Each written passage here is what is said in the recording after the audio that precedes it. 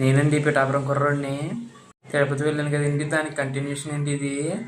₹3 room తీసుకొని luggage అది room పడేసి తిరుపతి లోకల్ టెంపుల్స్ అయితే తిరగడానికి వెళ్ళామండి.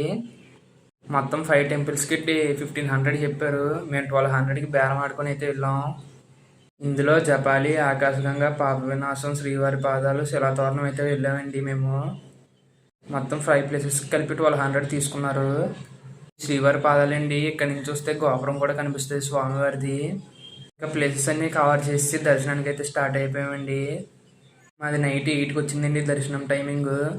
సో 6కి మేము లైన్లోకి అయితే వెళ్ళిపోయాం. 2 అవర్స్ ముందు వెళ్ళామండి లైన్లోకి.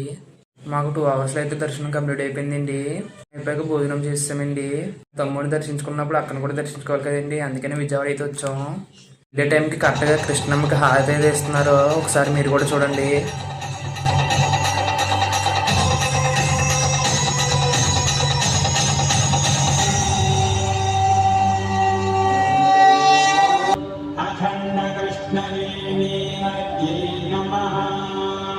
నందిహారతిం సమర్పయామి.